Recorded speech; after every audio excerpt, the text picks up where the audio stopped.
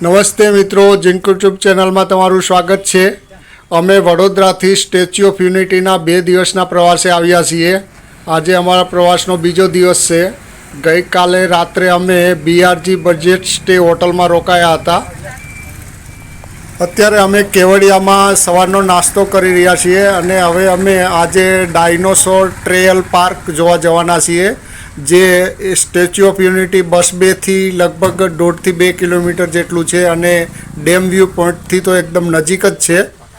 અમે Bharat ભવનથી dam view point સુધી statue of યુનિટીની બસમાં જઈશું અને ત્યાંથી થોડુંક જ છે એટલે ચાલતા અમે ડાયનોસોર ટ્રેલ પાર્ક જોવા જઈશું। મિત્રો, ગઈકાલે અમે વડોદરાના પ્રતાપનગર રેલવે સ્ટેશનથી એકતાનગર અમે રેલવેમાં આવ્યા છીએ આ સ્ટેચ્યુ ઓફ યુનિટીના પ્રવાસમાં। તેનો વિડીયો મેં બનાવ્યો છે અને આ ડિસ્ક્રિપ્શનમાં વિડીયોની લિંક મૂકી છે। ત્યાર પછી ગઈકાલે અમે ઇકો ટુરિઝમ બસ ખલવાની ટુ જરવાનીમાં આખો દિવસ ફર્યા હતા અને તેનો પણ વિડીયો મેં ડિસ્ક્રિપ્શનમાં લિંક મૂકી છે। આજે અમે આ ડાયનોસોર ટ્રેલ પાર્કમાં છીએ। અત્યારે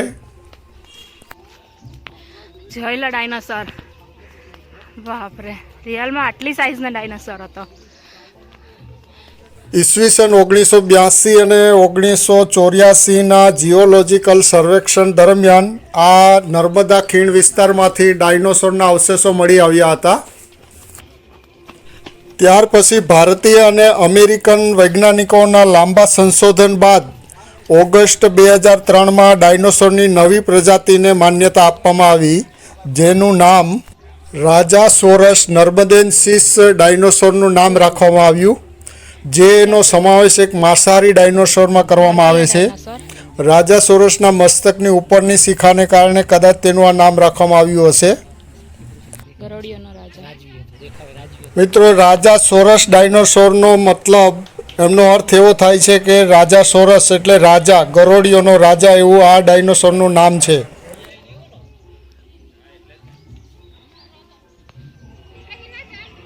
સંભળાય છે ડાયનોસોરનો અવાજ પણ આમાં મૂકેલો છે।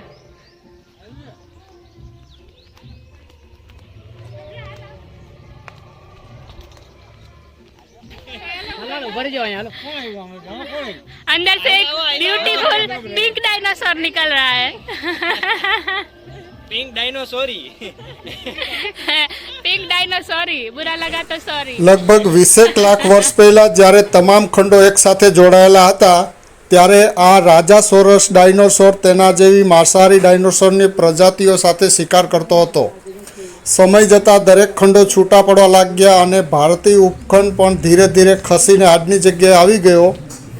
આ દરમિયાન રાજાસોરસ તેના અન્ય સાથીદારોથી અલગ પડી ગયો અને દક્ષિણી એશિયામાં પોતાની ધાક જમાવી ભારતીય ઉપખંડનો મુખ્ય અને મહત્ત્વનો માંસાહારી ડાયનોસોર બની ગયો। રાજાસોરસનું અસ્થિ પિંજર અન્ય ડાયનોસોરની સરખામણીએ ઘણી સારી હાલતમાં મળી આવ્યું હતું। સંશોધનના આધારે અનુમાન લગાવી શકાય કે તેનું માથું નાનું પરંતુ તીક્ષ્ણ દાંત અને મજબૂત માંસપેશીવાળું હતું, જે હુમલો કરવા માટે એકદમ અનુકૂળ હતું। તેના દુશ્મનોને ડરાવવા માટે તેના માથા પર શિંગડા જેવી રચના હતી। તેની લંબાઈ 24 થી 29 ફૂટ જેટલી, ઊંચાઈ લગભગ 7 થી 9 ફૂટ જેટલી અને વજન લગભગ 3 થી 4 ટન જેટલું હતું। એની જીભ સિંગલ બેડ જેટલી હશે, એક માણસ સૂઈ જાય આરામથી, એટલી મોટી એની જીભ છે।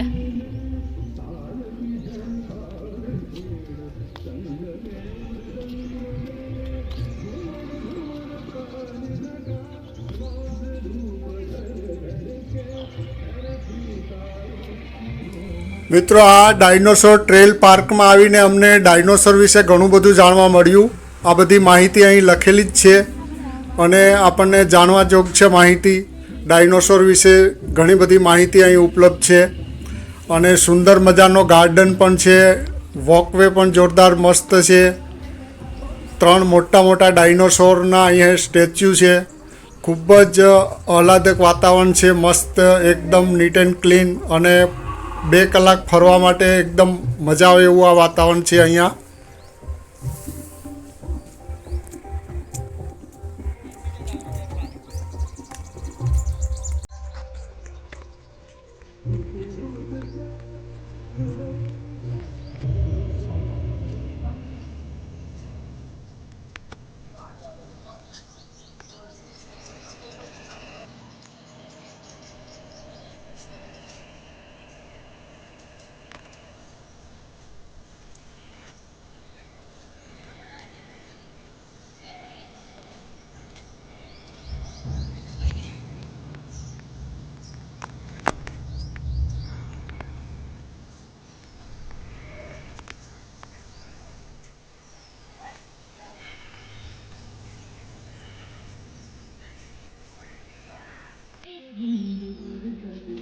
એનો પગ છે.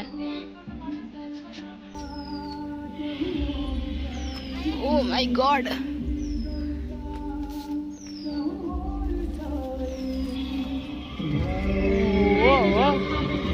ખાલી શ્વાસ લેજો, શ્વાસ જ લેજો. શ્વાસ.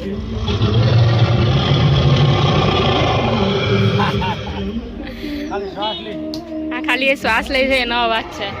ત્યારે એ ધાડ તો હશે ત્યારે એનો અવાજ કેવો હશે? આપણે ઊંચા હોય તો આપણે કેમ શ્વાસ લેતા હોય? આ પંજો ના એનો લોક છે સમજો. હા. એક પગ પાછળ ને એક આ છે. આ તો ખાલી આમ જ છે. આ ટેકો મેરો ઓલો પગ છે, આ બે જ પગ. હા.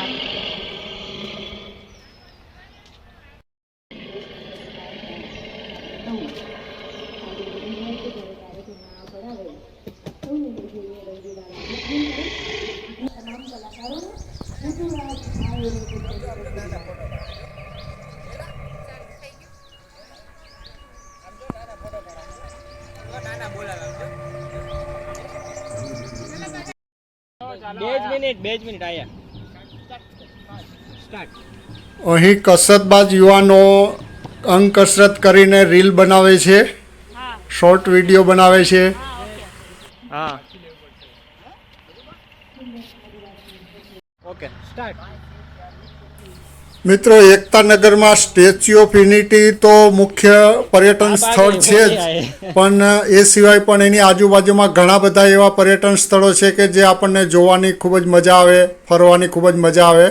અહીંયા 2 થી 3 દિવસ રોકાયા હોય તો આ બધું જોવાની જાણવાની ખૂબ મજા આવે એવું આ સ્થળ છે.